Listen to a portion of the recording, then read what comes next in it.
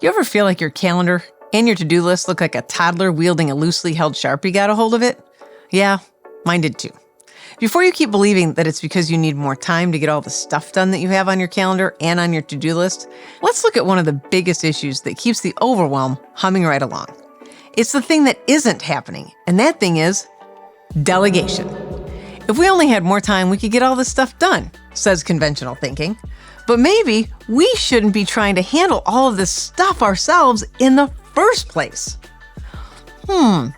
Interesting. Let's be honest. We tell ourselves all very rational reasons as to why we aren't delegating as leaders. For example, no one else can possibly do it as well as we can, which might be true, but how's that working out for you? Today, we're going to talk about a leadership superpower that most people are terrified to use and that keeps the overwhelm and burnout front and center in your real life. That superpower is delegation.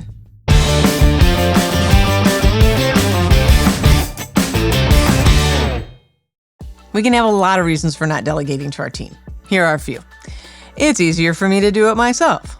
Well, if that was true, how long has that thing been on your list?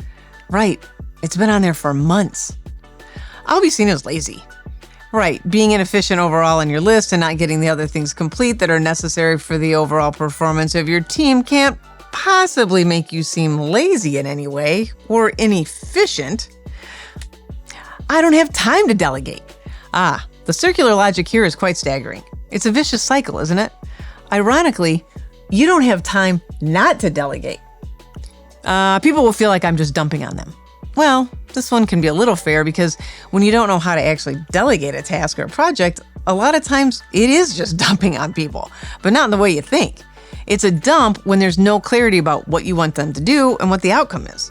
Delegating isn't just handing stuff off like hot potatoes at a family barbecue, but actually empowering your team in a way that grows capacity, trust, and gets results.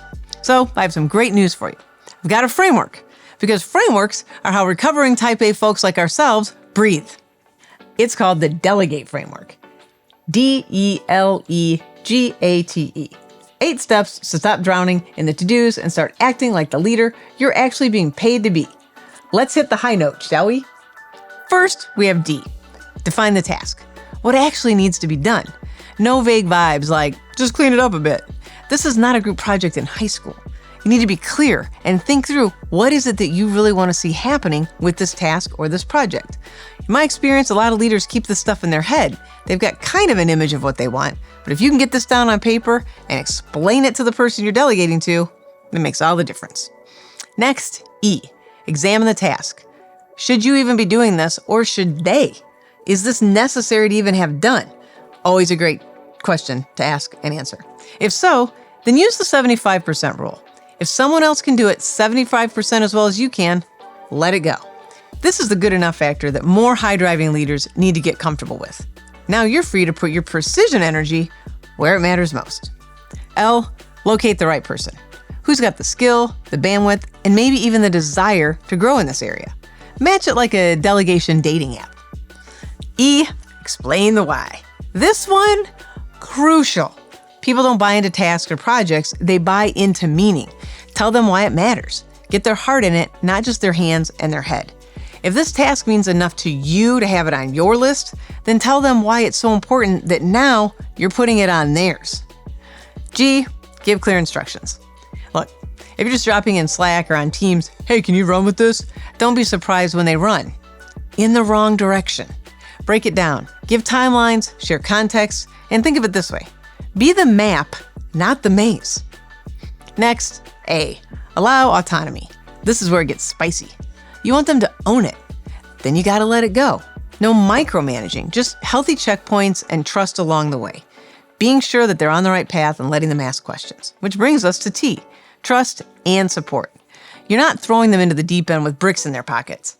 Be there, offer feedback, be a coach, not a helicopter. And depending on how skillful they are and how new this task is to them, you may give more oversight than less. E, evaluate and acknowledge. This is the last step. After it's done, talk about what worked, celebrate the wins, coach through the rough spots. Delegation is a loop, not a one and done, and acknowledging people and appreciating the work that they have done throughout the process Really great way to start and to help people learn, including yourself. Delegation isn't just about offloading work. It's how you build leaders and build the capacity of your team. And it's also how you protect your energy. And frankly, it's how you stop being the bottleneck in your own success story too. You can keep the strategic, the sensitive, the high-level stuff, and also the stuff that you're a genius at doing and like to do. It just makes sense to pass off the rest and to delegate.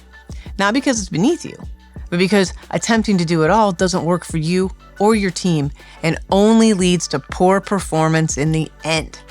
Leaders who delegate don't die, they fly.